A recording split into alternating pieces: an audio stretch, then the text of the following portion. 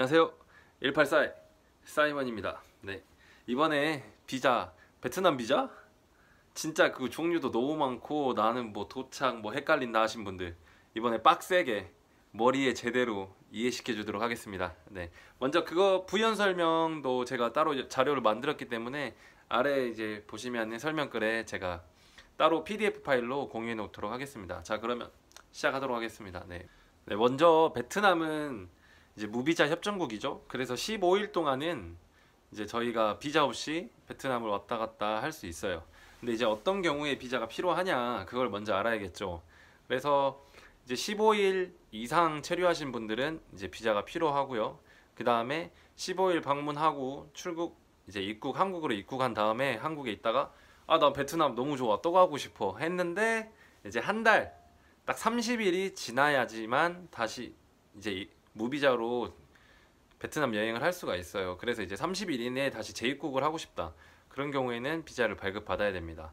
그리고 여권 만료가 6개월밖에 남지 않았을 경우, 그 다음에 이제 업무적인 목적으로 방문할 때 비자가 필요합니다.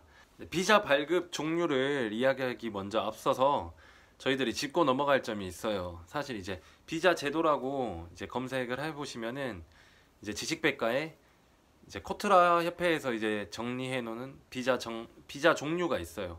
비자 종류에는 이제 한 20개 정도 돼요. 사실 엄청 많이 있어요. 거기에 뭐 외국인이지만 뭐 베트남에 이제 뭐 변호사나 뭐 이런 게 법조기로 하고 싶은 사람, 아니면 뭐 단기 취재를 위해서 하는 사람, 아니면 뭐 사는 친척을 방문하기 위해 뭐 이렇게 뭐 등등 많아요, 되게.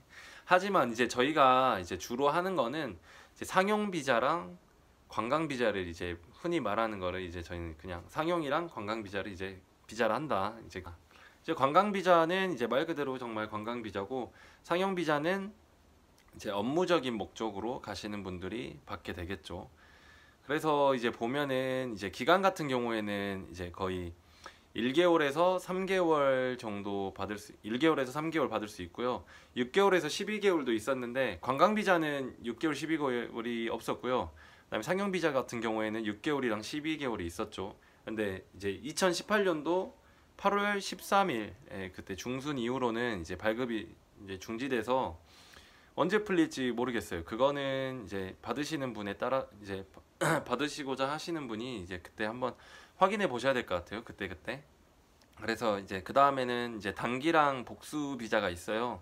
이제 단기 같은 경우에는 이제 일회성 비자죠. 단기 비자는 내가 한번 베트남에 들어가면은 그 다음에 다시 나왔다, 그 다음에 이제 비자 기간이 남아 있음에도 불구하고 이제 다시 들어갈 수는 없는 거죠. 이제 복수 같은 경우에는 내가 1개월을 신청했는데 이제 가서 한 15일, 17일 뭐 이렇게 있다가 갑자기 한국에 갈 일이 있게 됐다. 그래서 한국에 갔다가 이제 다시 베트남에 와야 될 때 사용할 수 있겠죠, 복수 같은 경우에는. 그래서 이제 내가 이제 뭐 일회성으로 베트남을 가게 된다고 하면은 단기 비자가 맞는 거고, 내가 이렇게 이제 왕복으로 이제 베트남이랑 한국이랑 이렇게 왔다 갔다 해야겠다, 그러면 이제 복수 비자를 이제 발급 비자에 받아야겠죠. 상용 비자 같은 경우에는 그래서 이제 업무적인 목적인 비자잖아요. 그래서 초대장을 받아야 돼요. 그래서 이제 보면은 이제 다들 이제 초대장 이러는데, 이제 초대장 같은 경우에는 이제 실제로 이제 그런 걸 검사하는 거 목적으로 사용을 하겠죠. 이 사람이 실질적으로 정말 이제 어느 회사나 이런 베트남 업체에서 정말로 초대를 해서 이 사람이 직접 뭐 인턴이나 이렇게 일을 하든지, 아니면 이렇게 비즈니스 관계가 있어서 제가 일하는 곳이 내가 일을 하고 있다라는 게 증명이 돼야 돼요, 그 초대장으로. 그래서 초대장 같은 경우에는 되게 그 업무 상용 비자를 받으시는 분들은 이제 초대장 같은 경우가 이제 되게 중요하죠. 이제 이런 사례도 있다고 해요. 관광 비자나 이렇게 관광 비자로 입국해서 왜냐면 상용 비자가 더 비싸거든요. 관광 비자보다 금액이 비싸기 때문에 관광 비자로 먼저 입국을 해서 거기서 이제 회사 일을 한다든지 이렇게 업무적인 일을 한다든지, 그럴 경우에 이제 꽁안이 검사해서 걸리게 되면은 이제 벌금 혹 아니면 추방을 받게 되는 거죠. 근데 이제 상용 비자 같은 경우도 이제 초대장 그거를 잘 검토하셔야 되는 게, 직접적으로 이제 베트남에서 이제 무슨 기업이나 이렇게 알아서 정말 그런 초대장을 받는 사람도 있는 반면에, 이제 여러 가지 여행사나 아닌 베트남 업체 같은 이제 내가 좀 더 이제 아마 이제 6개월, 12개월이 있었을 경우에는 이제 좀 더 길잖아요, 기간이. 그래서 내가 좀 더 오랫동안 체류하고 싶어서 이제 정말 업무적인 게 없어도 이제 길게 체류하고 싶은 사람들이 이제 상용 비자를 받아서 이제 좀 갈 수는 있잖아요. 그럴 경우에 이제 베트남에 만약에 제가 이제 뭐 이마트나 이런 쪽에서 이제 초대장을 받았다고 하고 작성을 해요. 이제 그런 거를 대행해주는 여행사나 베트남 이제 여행사 쪽에서 그런 거를 좀 가라로, 말 그대로 이제 저희 말에 쉽게 말해서 가라로 이렇게 작성해서 신청돼서 비자 발급받고 베트남 가서 현지 있다가 꽁안이 이제 얘가 진짜로 거기서 일을 하고 있는지 안 하고 있는지 이렇게 검사도 나간다고 해요. 그래서 이제 이 같은 초대장 같은 경우에는 어떻게 보면 좀 민감할 수 있겠죠. 그래서 진짜로 이제 초대를 받은 경우를 추천합니다. 예, 그 사례를 보자면은, 그래서 초대장은 확실하게 깨끗하게 받자. 그게 좋죠. 그 다음에는 네, 비자 발급 종류에 대해서 알아보도록 하겠습니다. 네, 비자 발급 종류에는 이제 첫 번째 대사관 비자, 그 다음에 두 번째 도착 비자, 그 다음에 세 번째 이 비자가 있어요. 그러면은 먼저 첫 번째 대사관 비자에 대해서 먼저 알아보도록 할게요. 대사관 비자는 말 그대로 대사관 가서 발급 받는 거예요. 네.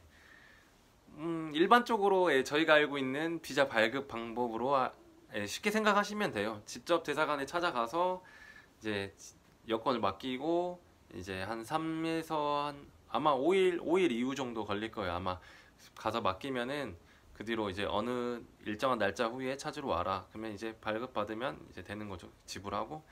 그래서 이제 대사관 비자 발급 같은 경우에는 이제 장점으로는 이제 내가 베트남으로 입국하기 전에 제가 비자를 소유하고 있게 되죠. 그러면은 이제 베트남에 바로 수속을 받고 들어갈 수 있죠.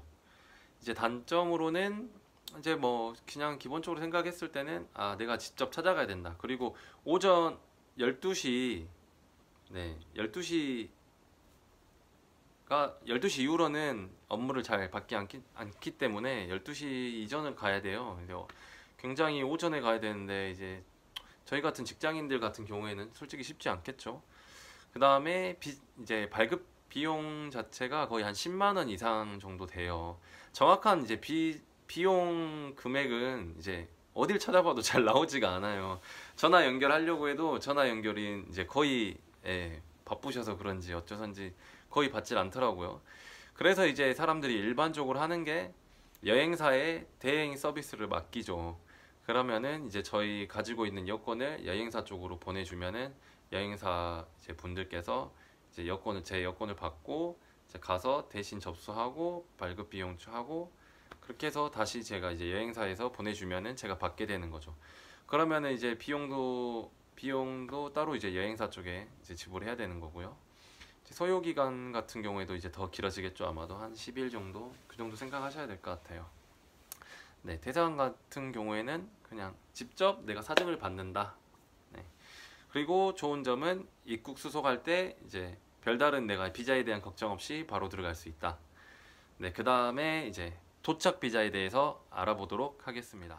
그러면 이제 도착 비자는 뭐냐? 네, 말 그대로 도착 비자예요. 비행기 타고 그러니까 먼저 서류들을 준비하고 나서 그 다음에 비행기에 도착해서 베트남에 바로 이제 수속 밟고 나가는 게 아니라 거기에 보시면은 공항 안에 도착해서 비자를 발급받는 곳이 또 따로 있어요. 그래서 이제 도착 비자라고 합니다. 그러면 이 도착 비자 같은 경우에는 어떻게 해야 되냐? 도착 비자는 일단 먼저 셀프가 안 돼요. 제 혼자서 아까 대사관 같은 경우에는 대사관 비자는 제가 원한다면 직접 할 수 있지만 도착 비자는 무조건 여행사를 끼셔야 됩니다. 그래서 초대장을 발급받아야 돼요. 여행사를 통해서. 그래서 그 초대장을 먼저 신청서를 받고 그 다음에 그 초대장을 들고 가서 그 다음에 거기 공항 비자 신청받는 곳에서 신청서 작성하고 발급받는 거예요. 그래서 이제 도착 비자 같은 경우에는 이제 소요 시간이 좀 걸리죠. 내가 이제 베트남에 들어간 다음에 거기서 비자를 받고 그 다음에 수속 절차를 밟고 그다음에 나가야 되니까 거기서 공항에서는 1시간 정도 소요된다고 보시면 돼요. 네. 그래서 이 같은 경우에는 이제 무조건 여행사를 끼셔야 되니까 이제 여행사별로 이제 가격 차이가 좀 있죠. 가격 같은 경우에는 이제 잘 알아보셔야 되고, 그다음에 이 도착 비자의 장점으로는 이제 가격이 싸요. 훨씬 싸요. 이제 도착 비자는 거의 한 25,000원 정도부터 시작하신다고 보시면 돼요. 그래서 이제 이것도 마찬가지로 단수, 복수 비용 다르고, 그다음에 1개월, 3개월 비용 다르죠. 근데 이제 여기 이 도착 비자의 장점은 뭐냐면은 이제 소요 기간이 이제 보통 일반적으로는 2일 정도가 걸려요. 이제 2일 정도 걸리는데 이거를 당길 수가 있어요. 도착 비자는 정말 급한 사람들이 뭐 6시간, 뭐 1시간, 30분 이렇게 급행 비자를 받을 수가 있어요. 이제 그 대신 당연히 가격은 천차만별입니다. 그 시간 급행에 따라서 이제 그렇게 보시면 되고요. 이제 가장 큰 장점은 이제 그냥 값이 싸다. 예, 값이 싸고 급행으로 발급이 가능하다. 예, 그게 장점이고요. 이제 단점으로는 이제 아까 처음에 설명해 드린 대로 이제 공항에 도착해서 기다려야 하기 때문에, 그리고 이제 제가 일일이 작성을 해야 되죠. 그렇기 때문에 이제 도착 후 이제 소요 시간이 있다. 길을 이제 또 사람들이 많다 보면은 이제 또 오래 기다려야 하기 때문에 이제 대기 시간이 길어지는 거죠. 그렇게 하는 단점이 있습니다. 네, 이제 이거는 발급은 이제 솔직히 쉽죠. 이제 여행사에서 요청하는 서류가 이제 저희 비자 사본, 그리고 이제 비행기 티켓, 이제 네, 언제 출국하는지 그 정도만 하면 되니까 심플하고 되게 쉽죠. 네, 장점이 더 많은 것 같아요. 도착 비자 같은 경우에는. 네, 그리고 한 가지 설명 안 드린 게, 값이 싸다고 했잖아요. 여행사별로 또 다르고. 근데 이제 그 값을 지불하고 나서 이제 도착 비자는 이제 공항에서 신청하고 접수를 한다고 했잖아요. 그럼 접수하면서 스탬프 비용이 추가로 발생하게 돼요. 그래서 단기 경우 같은 거에는 25불이 들고, 복수 같은 경우에는 50불이 든다. 그러니까 여행사에 신청하는 것 비용, 그리고 스탬프 받는 비용, 이렇게 두 가지가 든다고 보시면 됩니다. 그래도 이제 대사관보다는 훨씬 싸니까 이제 뭐 장점이라고 볼 수 있죠. 네, 마지막으로 이 비자가 있는데요. 예, 이 비자는 셀프로 하시는 거예요. 셀프로. 네, 그래서 이 비자는 직접 이제 인터넷 사이트에 들어가셔서, 이제 한글로 안 돼 있습니다, 여러분. 예, 영어로 돼 있고요. 이제 셀프로 이제 신청 이제 따라가시면서 신청 절차를 이제 뭐 여권 입력하고 이렇게 하시면 되는데, 이제 이 비자 같은 경우에는 이제 그 특성을 잘 맞추셔야 돼요. 내가 이제 정말 그 관광자로서 그냥 잠깐 이렇게 간다 하시는 분들에게 이제 적합돼 있는 비자거든요. 왜냐면은 이게 기간이 30일밖에 안 되고 단수예요, 조건이. 그래서 이제 나는 그냥 정말 관광으로 이제 쉽게 가시려고 하시는 분들에게 추천드리고 싶어요. 왜냐면 장점은 이제 가격이 저렴하다는 거죠. 가격이 25불이고요. 그다음에 먼저 인터넷으로 절차를 받았기 때문에 이메일로 이제 서류가 날라와요. 그러면 그 이메일을 이제 프린트만 해서 들고 가면은 이제 그게 비자 대행을 하는 거죠. 앞서 말했던 대사관 비자랑 도착 비자는 제 여권에 비자를 이렇게 붙이죠. 약간. 네, 그래서 이 비자 같은 거 여권 이제 도장에 스탬프나 이런 거 모으시는 거 좋아하시는 분들은 아마 이 비자를 덜 선호하실 수도 있어요. 그렇다면은 이제 마지막으로 한번 이제 간단하게, 이제 제가 너무 주저리 너무 설명해드리고 싶고 너무 많은데 영상으로 하다 보니까 지금 한계점이 있는 것 같은데 간단하게 요약만 한번 해보도록 할게요. 그다음에 먼저 중요한 게 단수냐 복수냐 그거를 이제 설정하시고요. 그 다음에 이제 기간 1개월, 3개월 할 거냐 그리고 정하시고, 그 다음에 셀프로 할 거냐 아니면 업체에 맡길 거냐, 네, 그걸 정하시면 될 것 같아요. 대사관 같은 경우에는 이제 기간이 5일에서 한 10일 정도 걸린다. 금액은 10만원 이상으로 보시고, 대행으로 하시면은 그 이상 든다. 이제 도착 비자 같은 경우에는 이제 짧은 건 30분에서 이제 기본적인 거는 2일에서 4일 정도. 그다음에 가격은 이제 짧을수록 그거는 완전 높아지고, 일반적인 가격에서는 이제 한 8,000원부터 한 25,000원 이제 그 정도 선에서 시작하는데 이제 이거는 이제 베트남 대행사를 끼냐 한국 여행사를 끼냐에 따라서 금액은 달라진다. 이 비자는 한 3일 정도 소요되고 가격은 25불이 걸린다. 이렇게 정리할 수 있을 것 같습니다. 네. 네, 일단 이야기가 너무 길어졌는데 혹시 궁금한 것들 있으면은 저한테 이제 여쭤보시면은 제가 아는 선에서는 어느 정도 다 이야기해 줄 수 있을 것 같아요. 이제 비자 같은 경우에는 정말 좀 알아보시기에 따라서 이제 금액 같은 경우도 제가 말한 거에 따라서 제가 말한 것보다 이제 많이 유동적으로 바뀔 수 있으니까요.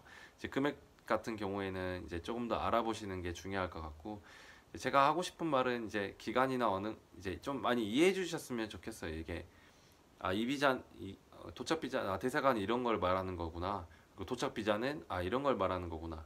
이 비자는 이게 이 비자구나. 그래서 자신이 정말 원하는 이제 성격, 자신의 성향에 따라서 제가 안정적인 걸 원하냐, 아니면 나는 그냥 좀 더 돈을 주더라도 나는 좀 편하게 이제 하고 싶다. 이제 이렇게 아니면 내 시간을 들여서 내가 뭔가 이렇게 해서 가볍게 좀 저렴한 비용으로 하고 싶다. 라는 걸 좀 설정하셔서 이제 자신에 맞는 비자를 꼭 받으셨으면 좋겠습니다. 네, 끝까지 들어주셔서 정말 감사하고요. 네, 앞으로도 화이팅 하겠습니다. 화이팅! 감사합니다.